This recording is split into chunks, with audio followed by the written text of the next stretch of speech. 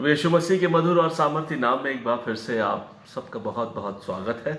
एक बार फिर से बड़ी गमजोशी के साथ pastor Amit Samuel central Methodist church Dehradun से आप सभी का स्वागत करता हूं। बहुत बहुत शुक्रगुजार हूं। उम्मीद करता हूं खुदा बाप ने हम सबको रात भर मीठी नींद दी है, सुबह का सूरज दिखाया है और आज हम नई ताजगी के साथ, नए जोश के साथ प्रभु में आगे बढ़ते जाते हैं। हम कितना उसका धन्यवाद करें, कितनी इसकी शुक्रगुजारी करें, थोड़ा है वो भला परमेश्वर है। मैं बहुत शुक्रगुजार हूँ। खुदा बाप ने मेरे सफ़रों को मुबारक किया। मेरे अजीज़ों, इस वक्त मैं लखनऊ में हूँ, अपनी बहन मनोई के पास, अपनी नीज़ के पास और पूरे फैमिली के साथ हूँ। परमेश्वर ने साथ मिल के संगति करने का मौका दिया है, तो सारी बातों के लिए मैं खुदा बाप का बहुत बहुत शुक्र करता हूँ। आप सभी का बहुत बहुत स्वागत करता हूँ। दीगर शहरों से, दीगर कलीसियाओं से मेरे अजीज़ लोग जो लगातार सुबह सुबह मेरे साथ इकट्ठा होते हैं। ये संगति परमेश्वर के द्वारा परमेश्वर ने नियुक्त की। और मेरे अजीज़ों, ये वो बात है जब पुराने नामे में जब हम पढ़ते हैं कि बाग अदन में परमेश्वर ने जो था आदम हवा से मिलने के लिए एक समय नियुक्त कर रखा था। बराबर आते थे, उनसे मिलते थे और संगति करते थे। आइए हम भी खुदा की शुक्रगुजारी करेंगे, सर को झुकाएंगे, आंखों को बंद करेंगे, दुआ मांगेंगे। प्यारे प्रभु यीशु मसीह, बहुत ही आदर के साथ हम आपके चरणों में आते हैं। खुदा बाप हमको सिखाइए, हमसे बातचीत कीजिए, अपना फजल कीजिए, जिससे खुदावन हम आपकी शुक्रगुजारी कर सकें। हमारे साथ हो, बहुत बहुत आशीष और बरकत से भरे। खुदा बाप अपने अनुग्रह में लेकर चले और खुदावन ये दिन हम सब के लिए मुबारक दिन ठहरे और हम शुक्रगुजारी सारी बातों में हम आपको आदर देते हैं और खुदावन आपका शुक्र करते हैं। Thank you Jesus. Hallelujah, hallelujah. परमेश्वर का धन्यवाद करते हैं। प्रभु ने हम सबको संभाला मेरे अजीजों, और खुदा की हम कितनी शुक्रगुजारी करें, वो भला परमेश्वर है। I am so happy today because my sister is here, my brother in law is here, my niece is here, Stuti Sonkar. She is studying which school? Loreto Convent School. She is studying now, and this is such a wonderful opportunity for us to be worship with the family member. बहुत दिन के बाद मेरे अजीजों मौका मिला है। We are to young, जब हम छोटे थे शादियाँ भी नहीं हुई थी, तो we have actively participated in church services, choirs, this and that. तो I am remembering that time.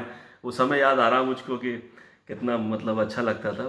But now the responsibilities we have, by the grace of God we are growing in a faith, growing in a prosperity.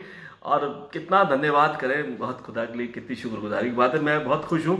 मैं सोच रहा था शायद मैं बाहर आ गया हूँ स्टेशन छोड़ के, तो आप लोग आएंगे नहीं, but I am watching at least 20 families with us. बहुत बहुत खुदा आपका शुक्र करते हैं और ये नंबर इजाफा होगा, हम परमेश्वर का धन्यवाद करते हैं। Shall we move to the scripture portion. हम लोग आज प्रभु के वचन में चलेंगे। मेरे साथ पढ़ने के लिए निकालिए Gospel according to St. Matthew chapter, and first we will read a okay. मैं पहले हिंदी में पढ़ता हूँ, एक पद आपको आपके सामने पढ़ेंगे, उसके बाद एक और स्टोरी को पढ़ेंगे, उसके बाद हम खुदा कलाम की तरफ चलेंगे। मेरे साथ पहले निकाले बुक ऑफ रोमन्स, रोमियो की पत्री, उसका 9 अध्याय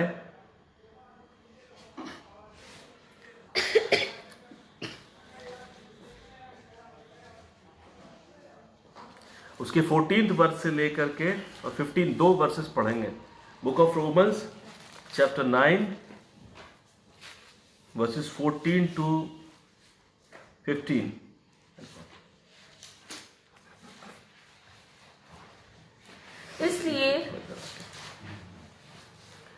इसलिए हम क्या कहें? क्या परमेश्वर के यहाँ अन्याय है? कदापि नहीं, क्योंकि वह मूसा से कहता है, मैं जिस किसी पर दया करना चाहूं उस पर दया करूंगा, और जिस किसी पर कृपा करना चाहूं उसी पर कृपा करूंगा। परमेश्वर के वचन के पढ़े जाने पे और सुने जाने पे बहुत आशीष हो मेरे प्रियो। एक जगह से और पढ़ेंगे न्यू टेस्टामेंट से, और book of Matthew chapter 20 verses 1 to 16 हम लोग पढ़ेंगे। और मैं I inviting my niece to read in English Matthew chapter 20 verse 1 to 16। Just read it. The parable of the workers in the vineyard.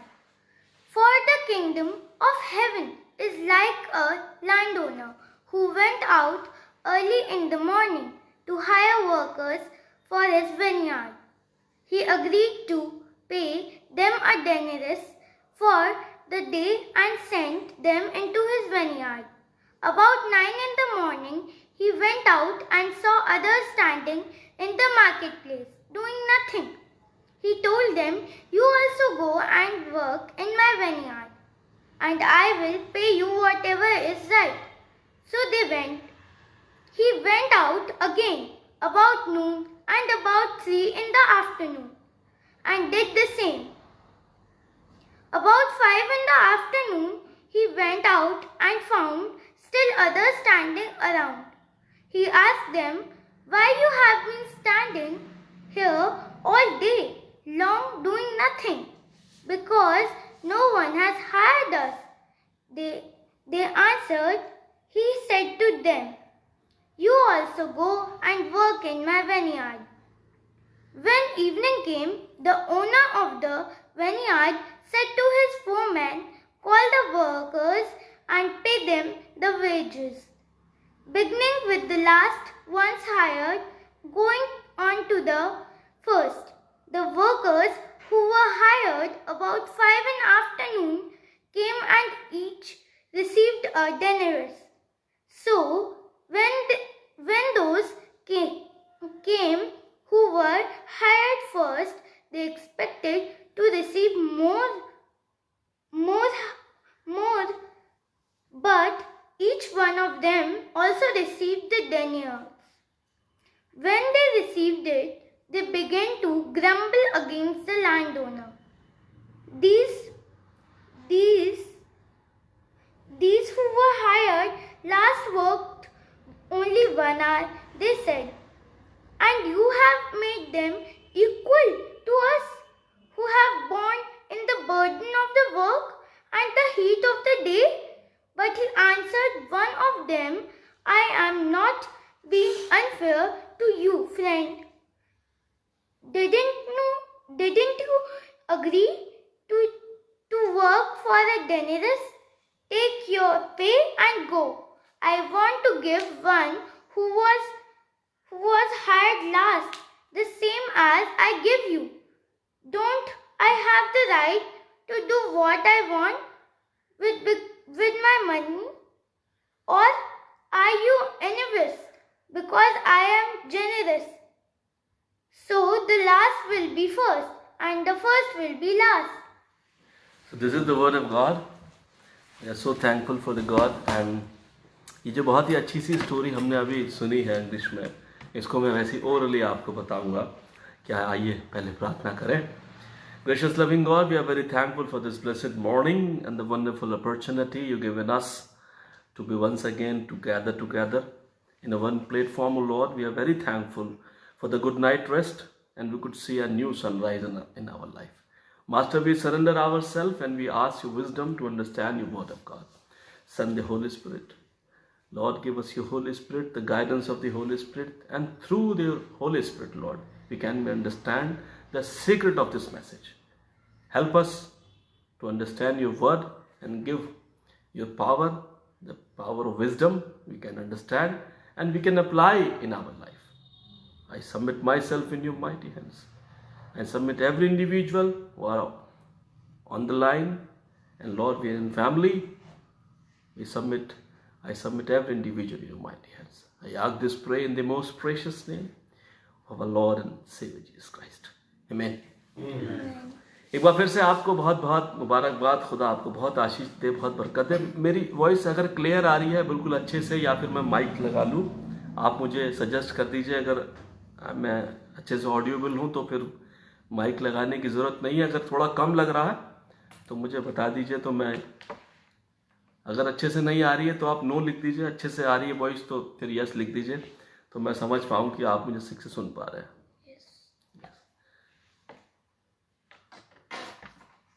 तो मैं समझता हूँ माइक लगाने की क्लियर ज़रूरत नहीं है, क्लियर है। ठीक है, चलिए, थैंक यू वेरी मच।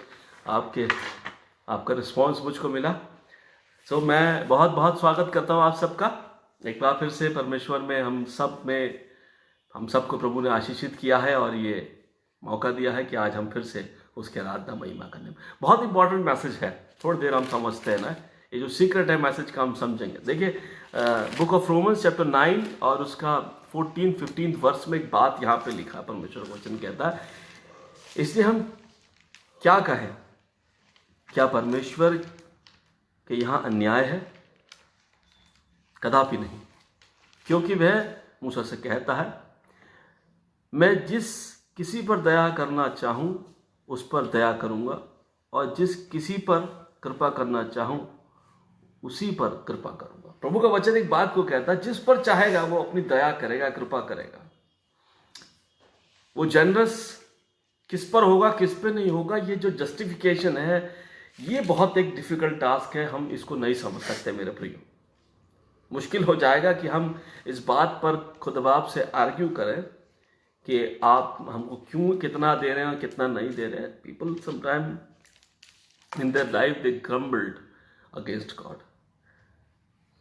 मूसा के वक्तों में भी ऐसे ही हुआ था, मर्मरिंग करते थे लोग, परमेश्वर के उस सल्वेशन को नहीं समझा उन्होंने कि कैसे प्रभु इतनी डिफिकल्ट टाइम से उस स्लेवरी से परमेश्वर उनको निकाल के लाए। मगर थोड़ा सा प्रॉब्लम आते एकदम स्टार्टेड मर्मरिंग, मूसा हमको यहाँ पे लेके आया, हम सफरिंग कर रहे हैं, हम मर जाएंगे, हमारे पास खाने को नहीं है, हमारे पास पानी पीने के लिए नहीं है। उन्होंने कभी नहीं सोचा, कभी कोशिश नहीं करी कि समझा जा सके। कभी ये नहीं हुआ कि हम उसको खुद बाप में होकर के हम समझ सकें कि सच में क्या कितना खुद बाप कितने जनरस हैं, कितने अनुग्रहकारी हैं। प्रभु क्या वचन कह रहा है रोमियो की पत्री में 14 वर्ष में 9 उसका 14 वर्ष में लिखा है, इसलिए हम क्या कहें, क्या परमेश्वर के यहाँ अन्याय है? हम क्या कहें? क्या वो जस्ट गॉड नहीं है? क्योंकि जब हम दूसरे लोगों की प्रॉस्पेरिटी देखते हैं, जब दूसरे लोगों को देखते हैं यार उनके पास इतना है, हमारे पास इतना कम है, और अक्सर क्या है हमारा जो ह्यूमन टेंडेंसी है वो अपने से ऊपर वाले को देखकर हम ज्यादा परेशान होते हैं। ये भूल जाते हैं कि जो हमसे नीचे वाले लोग हैं उनको वो किस हाल में जी रहे हैं, बट जो ज्यादा फ्लरिश है, ज्यादा रिचेस हैं और ज़्यादा उनके पास प्रोस्पेरिटी है, उनको देख करके हम बड़ा दुखी होते हैं। यार दबाव, क्या फ़ायदा सेवा का, क्या मतलब है ज़िंदगी का, इतनी तकलीफ उठा रहे हैं। मगर प्रभु का वचन कहता है, इसलिए हम क्या कहें, क्या परमेश्वर के यहाँ अन्याय है? God is not a just God. कैसे कहें? प्रभु का वचन कहता है कदापि नहीं, कभी नहीं, क्योंकि वह मूसा से कहता है मैं जिस किसी पर दया करना चाहूं उस पर दया करूंगा। प्रभु का वचन कहता है जिस किसी पर दया करना चाहूं उस पर वो क्या करेगा? दया करेगा, है ना, उसकी मर्जी है ना। He is a generous God. और जिस पर ना करना चाहूं ना, और जिस पर कृपा करना चाहूं उस पर कृपा करूंगा। ये दोनों शायद सिनोनियम्स हैं, दया, कृपा करना। बट जो सीक्रेट है मैसेज का, परमेश्वर मुझसे आपसे कहना मांगता, प्रभु का वचन कहना मांगता, उसका जस्टिफिकेशन हमारे लिए बिल्कुल अद्भुत है, शायद हम नहीं समझ सकते। इसको समझने के लिए हमको मैथ्यू चैप्टर 20 में जो अभी बिटिया ने पढ़ा उसको सीखना पड़ेगा। और जहां पर एक जिक्र है, एक वाइनयार्ड का मालिक है, दाख की बारी का मालिक है, सुबह सुबह अपने दाख की बारी में वाइनयार्ड में लेबर लगाता है, सुबह सुबह जाता है। मुझे पता चला है यहाँ पे भी घर के पास लेबर अड्डा है, लखनऊ में। हम लोग कौन सी जगह भी, विकास नगर। आप लोग कभी आए तो आप लोगों का स्वागत है। तो यहाँ पे भी लेबर अड्डा है, लेबर सुबह सुबह वहाँ खड़ी रहती है। ऐसे ही शायद कहीं जगह ऐसी भी वहाँ पर भी है। अपने घर के बाहर निकलता है, लेबर है, बहुत सारे मजदूर खड़े रहते हैं। वहां से वो कुछ लोगों को, 1-2 लोगों को लाता है, अपनी वाइनयार्ड में लगा देता है कि जाओ भाई काम करो। फिर थोड़ी देर के बाद, 1-2 घंटे के बाद निकले होंगे मालिक, वो देखा कि भाई काम शायद पूरा तेजी से नहीं हो रहा, उन्हें और लेबर चाहिए। 1-2 घंटे के बाद वो फिर जाते हैं, फिर जाके क्या करते, लेबर को बुलाते, कहते जाओ भाई तुम लोग भी काम करो और ठीक है 1 दिनार हमको तुमको मिलेगा। ऐसा जैसे आज का रेट चल रहा है 500 देते हैं यहाँ का मुझे नहीं पता, देहरादून में तो 500 देना है। ऐसे ही शायद वहाँ पर भी जो एक अप्रोक्सीमेट रेट है वो फिक्स है, 1 दिनार का रेट था, उनको भी दिया गया। फिर थोड़ी देर होती है, 11-12 बज जाते हैं, फिर देखते हैं मालिक आते हैं बाहर से, वाइनयार्ड के मालिक कहते हैं भाई जाओ तुम भी लग जाओ, 2 लोगों को और बुलाते हैं। और बाइबल बताती है, अगर आप इसको पूरा स्क्रिप्चर को पढ़ें, मैथ्यू चैप्टर 20 को पढ़ें, तो कहते हैं कि चौथे पहर में भी जाते देखते, अरे भाई तुम कैसे खड़े रह गए, तुमको किसी ने नहीं बुलाया? अरे साहब आज हमको कोई लेके ही नहीं गया काम पर। तो एक काम करो, जाओ तुम भी जाओ काम करो, जो मुनासिब होगा मैं तुमको दे दूंगा। और मेरा जी तो फिर क्या होता है, जब शाम को मेहनताना यानी मजदूरी देने का जब वक्त आता है, तो मालिक जो है अपने खजांची से कहता है कि ऐसा करो, सुबह से लेकर शाम तक जिसने भी काम किया सबको 1 दिनार दे दो, कोई बात नहीं, परेशानी में है। तो ठीक है साहब, तो ट्रेजरर साहब जो है कहते हैं ठीक है आप ले लीजिए। और मेरे प्रिय वचन इस बात को बताता है, जो बेचारे सुबह से काम कर रहे थे वो सोचते हैं कि हम तो सुबह से मेहनत कर रहे हैं। बाइबल कहती है कि हमने धूप उठाई, हमने बोझा ढोया। जब पैसे मिलते हैं तो शाम को जो 1 घंटे बाद लगे तो उनको भी, दोपहर में लगे तो उनको भी, और जो शाम को लेबर काम करने के लिए आई उनको भी बराबर 1 दिनार मिला। इस बात पे जो सुबह लोग लगे थे काम करने के लिए बहुत ही गुस्सा होने लगे। कहते हैं तुमने तो हमारे बराबर कर दिया, इन्होंने क्या काम करा, 1 घंटे पहले आके काम शुरू किया। जब वो आर्ग्यू करने लगते हैं ट्रेजरर से, गुस्सा होने लगते हैं, तब मालिक को शोर सुनाई देता, जो वाइनयार्ड का जो ऑनर है वो आ जाता, पूछता क्या बात है। कहते हैं साहब ये लड़ रहे हैं मुझसे, कह रहे हैं हमको पैसा कम दे रहे हैं। उसने कहा भाई कहाँ कम दे रहे हैं, आपसे क्या तय किया था? साहब आपने 1 दिनार तय किया था, तो फिर जब तो जो तुमको से तय किया तुमको दे रहे हैं कि नहीं दे रहे हैं? कि हाँ साहब दे रहे हैं। तो फिर क्या बात का झगड़ा? मेरे प्रिय, जो ये पैराबल है, एक बात को सिखाना मांगा। 2 चीजें मैं इसमें सीखता हूं। परमेश्वर का जस्टिस बहुत अलग है। कुछ लोग बहुत जल्दी प्रॉस्पेरिटी हासिल कर लेते हैं जीवन के अंदर, बहुत जल्दी से रिच हो जाते हैं। कुछ लोग बहुत स्ट्रगल करके ऊपर आते हैं। मगर परमेश्वर जो न्यायी परमेश्वर वो देखता है मेरे प्रियो, उसका कंसर्न, जैसे अभी हमने बुक ऑफ रोमन्स में पढ़ा, उसके 9th चैप्टर के 14-15 में। इसलिए हम क्या कहें, क्या परमेश्वर के यहां अन्याय है? कदापि नहीं, क्योंकि वह मूसा से कहता है मैं जिस किसी पर दया करना चाहूं, वो जिस पे चाहेगा करना चाहेगा उस पर दया करूंगा, और जिस किसी पर कृपा करना चाहूंगा उस पर वो कृपा करूंगा मैं। ये उसकी मर्जी की बात है। मगर जो सुबह वाले हैं, जो सुबह वाले हैं वो हम जैसे लोगों की तरह हैं, आर्ग्यू करते हैं परमेश्वर से, कहते हैं हमको क्यों नहीं दिया, हम क्या मेहनत नहीं करते, हमें धूप नहीं सही है क्या, हम स्कूल्स में पढ़ाई नहीं करते, हमारे परसेंटेज क्यों कम आ रही है? तो ऐसा होता है ना, बहुत बार हम अपनी लाइफ में भी बहुत स्ट्रगल करते हैं, हम क्यों नहीं प्रॉस्परस हो रहे, हमको क्यों नहीं अच्छी चीजें मिल रही हैं। मगर जो न्यायी परमेश्वर है उसका एक प्लान है, उसकी एक टाइम है, वो अपने वक्त पे हमारे लिए करते हैं। और मेरे जी, सबसे बड़ी बात यह है कि हम उससे आर्ग्यू नहीं कर सकते। वो जितना हमको दे रहा है हम उसमें संतुष्ट रहना सीखें, परमेश्वर का धन्यवाद करें। नहीं तो हम जितना बढ़ते जाएंगे, ऊपर जाते जाएंगे, उतना ज्यादा हमको लगेगा ये भी कम है, ये भी कम है, ये पूरा कभी होगा नहीं लाइफ में। मगर सबसे इंपॉर्टेंट बात करके मैं दुआ करूंगा, सबसे इंपॉर्टेंट बात यह है मेरे अजीजों, जो लोग चौथे पहर तक खड़े रहे,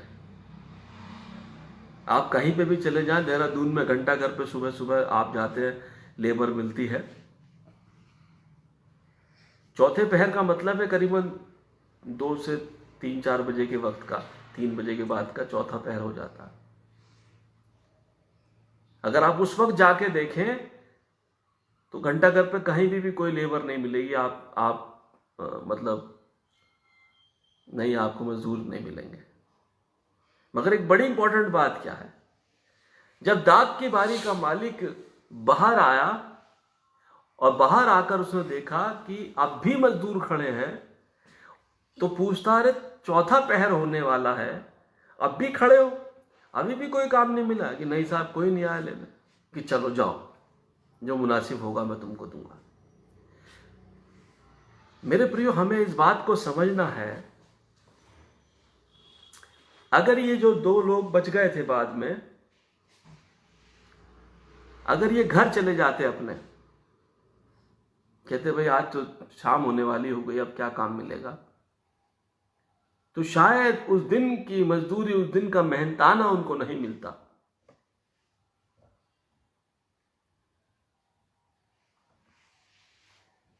मगर उन्होंने इंतजार किया, उन्होंने वेट किया, शायद कोई ना कोई आ जाए और हमको मजदूरी पे ले जाए। अगर घर जाते तो क्या होता? कोई मजदूरी मिलती, कोई काम मिलता? नहीं मिलता। मगर ये इसलिए हुआ कि उन्होंने वेट किया लास्ट टाइम तक। मेरे प्रियो, हमें भी परमेश्वर में अंतिम समय तक इंतजार करते रहना है, वेट करते रहना है। और कभी कभी ये पुष्ट दर पुष्ट भी है, जनरेशन टू जनरेशन है। जो चीज़ें शायद हमको नहीं मिल पा रही हमारी लाइफ में, हमारे बच्चे निश्चित है आशीष पाएंगे, बरकत पाएंगे। जो चीज़ें हमने नहीं देखी हमारे बच्चे देखेंगे।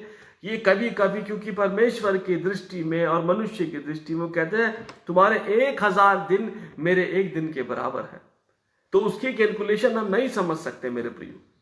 मगर जरूरी बात यह है कि हम धैर्य धरें और परमेश्वर में लौ लगा के प्रार्थना करते रहें और उसके आगे आर्ग्यू ना करें, हम बुड़बुड़ाए नहीं, क्योंकि हमारे पास कोई राइट नहीं है कि हम उससे ये कहें आपने हमको क्यों नहीं दिया।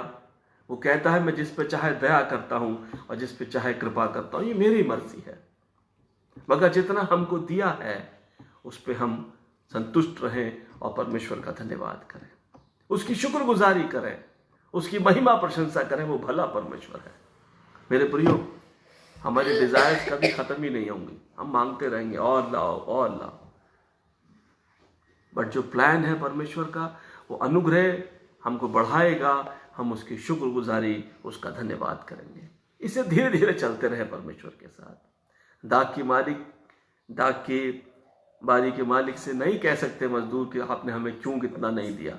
उसकी मर्जी है, बाइबल कहती है ये मेरी मर्जी है, मैं जिसको चाहे दूंगा, मैं जिसको चाहे नहीं दूंगा। और आखिरी पद बड़ा खूबसूरत पद लिखा है, और 16वें पद में 20 अध्याय के मत्ती 20 अध्याय के 16वें पद में लिखा, इसलिए इस रीति से जो पिछले हैं वो पहले होंगे और जो पहले हैं वो पिछले हो जाएंगे। बोले हालेलुया। जो आज पीछे चल रहे हैं, जिनको लगता है कि हमारे जीवन में वो बरकतें नहीं आई हैं, वो आशीषें नहीं आई हैं, आप आखिरी वक्त तक इंतजार करें, धैर्य धरें। यकीन से परमेश्वर का वचन कहता है जो पीछे है मैं उनको आगे कर दूंगा। जो आज लोग हमसे आगे नजर आ रहे हैं वो पीछे हो जाएंगे। मैं आपसे यकीन से कहता हूं, आप उस पर भरोसा करें। जरूरी नहीं है कि ये आपकी लाइफ में हो जाए, बट इस जनरेशन टू जनरेशन इसमें बहुत वक्त लग सकता है, मगर परमेश्वर निश्चित करेगा। वचन 128 में वचन कहता है ना, तेरे मेज के चारों ओर, उसका दूसरा तीसरा पद कहता है, तेरे मेज के चारों ओर तेरे बालक जलपाई के पौधे के समान होंगे, तेरी स्त्री फलवंत दाखलता सी होगी, बढ़ेंगे, आशीषें होंगी। हम शुक्रगुजारी करेंगे, उसका धन्यवाद करें। वो भला परमेश्वर है, हमको नहीं छोड़ता है, हमको नहीं त्यागता है। खुदा में बने रहें और असीम बरकतें हासिल करें। खुदा आपको बहुत बरकत दे। छोटे से मैसेज से परमेश्वर आपको संभाले। खुदा बहुत बहुत आशीष और बरकत दे। Thank you very much. आइए हम लोग दुआ करेंगे। रिक्वेस्ट करूंगा, मेरी सिस्टर है, आप कलीसिया के लिए और सब लोगों के लिए दुआ करें। थोड़ा डर हो जाए। आइए हम प्रार्थना करें। प्यारे पिता परमेश्वर यीशु मसीह, एक बार फिर से प्रभु जी हम आपका धन्यवाद देना चाहते हैं इस सुंदर समय के लिए कि प्रभु जी देहरादून की कलीसिया के साथ, अपने भाई के साथ और परिवार के सब लोगों के साथ आपने मिलने का ये मौका दिया। प्रभु जी हम आपका धन्यवाद देना चाहते हैं। परमेश्वर इस समय प्रार्थना करना चाहते हैं परमेश्वर।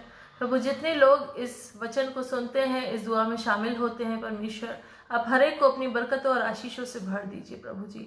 हर एक की ज़रूरत को आप जानते हैं प्यारे परमेश्वर, हर एक को नाम बनाम आप जानते हैं प्यारे परमेश्वर। मैं आपसे प्रार्थना करती हूँ प्रभु जी, हर एक को अपनी बड़ी दया के अनुसार प्रभु जी आशीष दीजिए प्रभु जी। हर एक का घराना प्रभु फलवंतित होने पाए प्रभु जी। संभालिए परमेश्वर, दया कीजिए, और भी अधिक अपने आप में बढ़ने के लिए आप सहायता कीजिए, आपकी आत्मा में बढ़ने के लिए आप सहायता कीजिए प्रभु। इन लोगों की कमाई पर अपनी बरकत दीजिए प्रभु जी, बहुतायत से आशीष दीजिए, इनके बच्चे बहुतायत से तरक्की करें प्रभु जी। और प्रभु जो लोग बीमार हैं, जो भी कोई परेशानी है तो आप उसे दूर कीजिए प्रभु जी। भाई संदीप मसीह के लिए प्रार्थना करना चाहते हैं परमेश्वर, को फीवर है, आप उन्हें चंगाई दीजिए प्यारे परमेश्वर। जिनको बेबी हुआ है परमेश्वर, उन बहन के लिए मैं प्रार्थना करती हूँ परमेश्वर। परमेश्वर उनको भी आप पूरी तरह से स्वस्थ बनाकर फिर से खड़ा कर दीजिए परमेश्वर। बच्चे को पूरी तरह स्वस्थ रखना प्रभु जी, और प्रभु आपकी खिदमत में अपने आप को आगे कर सकें परमेश्वर। हे पिता परमेश्वर, बाकी सभी लोगों को, देहरादून की कलीसिया को, पास्टर साहब को, और सभी लोगों को जो और लोग सुनते हैं इस वचन को, सारी कलीसियाओं का हर एक को परमेश्वर पिता आपके हाथों में सौंपते हैं। हम सबको आशीषित कीजिए। ये पूरी प्रार्थना मसीह यीशु के नाम से मांगते हैं, आमीन। आज हमारे बाप तू जो आसमान पर है, तेरा नाम पाक माना जाए, तेरी बादशाह आता है, मैं जैसे आसमान पर तो जमीन पर भी हो। हमारी रोज की रोटी आज बख्श दे, प्रकार अपने कसूर लोग माफ करते, आप हमारे कसूर माफ करें, हमें आजमाइश में न डालें बल्कि बुराई से बचाएं, क्योंकि बादशाह खुदा तुझे आमीन। हमारे प्रभु यीशु मसीह का अनुग्रह, परमेश्वर पिता का प्रेम, पवित्र आत्मा की संगति, सहभागिता दुनिया कुल ईमानदारों के साथ, पूरी मुबारक कलीसिया के साथ, हम सब के साथ आपसे लेकर अब तक होती रहे। आमीन। आप सभी को जय मसीह की खुदा में बने रहिए, बहुत आशीष बरकत पाइए, और मेरी दुआएं, मेरी शुभकामनाएं आप सबके साथ हैं। आज जहाँ भी आप निकलते हैं, भजन 121 को पढ़ के निकले, खुदा आपको कामयाबी देगा, आप आशीष पाएंगे, परमेश्वर की बड़ी असीम शांति और बड़ी बरकत है। Thank you very much. कल सुबह फिर से 8 बजे मिलेंगे। खुदा जब तक आप सबको संभाले रखें।